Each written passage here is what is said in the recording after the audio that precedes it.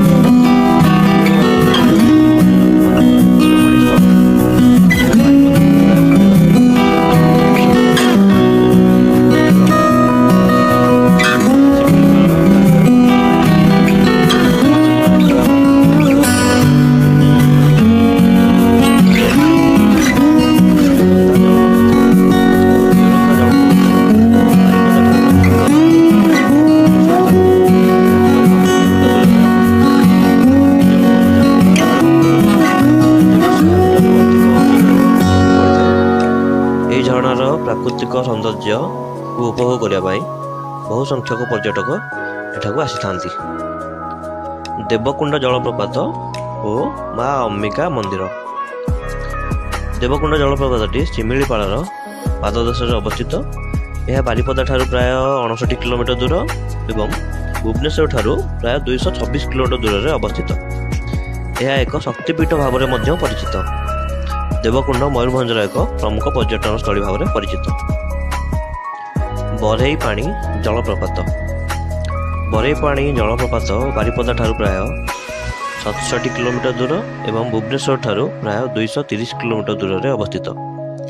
यह ओडिशार सबुठारू उच्चतम एवं भारतर द्वितीय उच्चतम जलप्रपात भाव में परिचित। यह जलप्रपातटी बुढ़ाबलंगा नदीर पूर्व घाटर मेघाशुणी पहाड़ उपरे अवस्थित। यह प्राय 400 मीटर अधिक उच्चतार तलू पड़ी थाए। जदि भी आपण मैंने बुलिया जाती तेज एठारे नेचर कैंप और गेस्ट हाउस समस्त सुविधा रही अच्छी जोटि आप रहीकि यही झरणार मजा नहीं पारे। जगन्नाथ मंदिर। जगन्नाथ मंदिर मयूरभंज जिलार बारिपदा बसस्टाण्ड ठारू प्राय 2 किलोमीटर दूर में अवस्थित। एठारे प्रभु जगन्नाथ बलभद्र और देवी सुभद्रा पूजा पाई। यह मंदिर श्री वैद्यनाथ भंज 1575 मसीह तैयारी करथिले। बारिपदा जगन्नाथ मंदिर मयूरभंजर एक प्रसिद्ध पर्यटन स्थली भाव में परिचित। भीमकुंड जलप्रपात। भीमकुंड जलप्रपात भुवनेश्वर ठारू 195 किलोमीटर दूर और बारिपदा ठारू 126 किलोमीटर दूर एवं केउंझर ठारू प्राय 60 किलोमीटर दूर में अवस्थित। यह केउंझर और मयूरभंज जिलार मध्यम भाग में बैतरणी नदी कूल अवस्थित। एठारे कुंडेश्वर महादेव मंदिर रही अछि एवं महाबली भीमंकर एक बड़ प्रतिमा रही अछि। यह मयूरभंज जिलार एक प्रसिद्ध पर्यटन स्थली भाव में परिचित।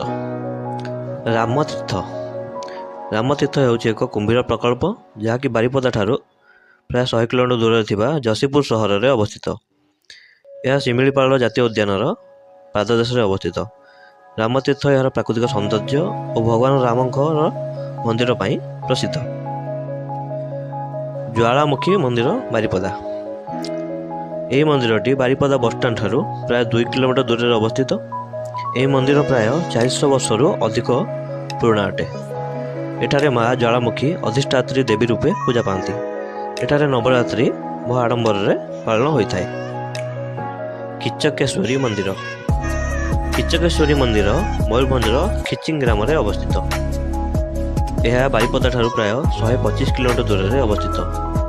आगरू यह ग्रामटी भंज वंशर ରାଜଧାନୀ ଭାବରେ ପରିଚିତ ଥିଲା। ମା ଖିଚକେଶ୍ୱରୀ ଏଠାରେ ଅଧିଷ୍ଠାତ୍ରୀ ଦେବୀ ରୂପେ ପୂଜା ପାଇଥାନ୍ତି। ଏହା ମୟୂରଭଞ୍ଜର ଏକ ପ୍ରସିଦ୍ଧ ପର୍ଯ୍ୟଟନ ସ୍ଥଳୀ ଭାବରେ ପରିଚିତ।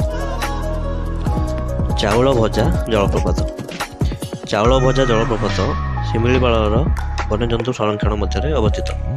ଏହା ବାରିପଦା ଠାରୁ ପ୍ରାୟ 32 କିଲୋମିଟର ଦୂରରେ ଅବସ୍ଥିତ। ଏହି ଜଳପ୍ରପାତଟି ଘଞ୍ଚ ଜଙ୍ଗଲ ଓ ଏହାର ପ୍ରାକୃତିକ ପରିବେଶ ମଧ୍ୟରେ ଅବସ୍ଥିତ। ଏହା ମୟୂରଭଞ୍ଜ ଜିଲ୍ଲାର ଏକ ପ୍ରସିଦ୍ଧ ପର୍ଯ୍ୟଟନ ସ୍ଥଳୀ ଭାବରେ ପରିଚିତ। ସୀତାକୁଣ୍ଡ ଜଳପ୍ରପାତ। ସୀତାକୁଣ୍ଡ ଜଳପ୍ରପାତ ମୟୂରଭଞ୍ଜ ଜିଲ୍ଲାର ଶିମିଳିପାଳ ଜାତୀୟ ଉଦ୍ୟାନ ଠାରୁ 2 କିଲୋମିଟର ଦୂର ଏବଂ ବାରିପଦା ଠାରୁ ପ୍ରାୟ 25 କିଲୋମିଟର ଦୂରରେ ଅବସ୍ଥିତ। ଏହି ଜଳପ୍ରପାତଟି ପାହାଡ଼ର ଶିଖରରୁ ତଳକୁ ପ୍ରବାହିତ ହୋଇଥାଏ। ଏଠାରେ ଗ୍ରୁପ୍ ଫିଷ୍ଟ, ପିକନିକ୍ ଓ ଜଙ୍ଗଲରେ ବୁଲାବୁଲି କରିବା ପାଇଁ ବହୁ ସଂଖ୍ୟକ ପର୍ଯ୍ୟଟକ ଶୀତ ଋତୁରେ ଏଠାକୁ ଆସିଥାନ୍ତି। ବ୍ରାହ୍ମଣକୁଣ୍ଡ ଜଳପ୍ରପାତ।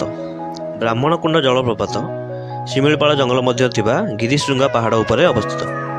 ଏହା ବାଙ୍ଗିରିପୋଷି ଠାରୁ ପ୍ରାୟ 29 କିମି ଏବଂ ବାରିପଦା ଠାରୁ ପ୍ରାୟ 65 କିଲୋମିଟର ଦୂରରେ ଅବସ୍ଥିତ। ଏହି ଜଳପ୍ରପାତର ଜଳ ପାହାଡ଼ ଉପରୁ ପ୍ରବାହିତ ହୋଇ ତଳେ ଏକ କୁଣ୍ଡରେ ରହିଥାଏ, ଯାହାର ନାମ ହେଉଛି ବ୍ରାହ୍ମଣ କୁଣ୍ଡ।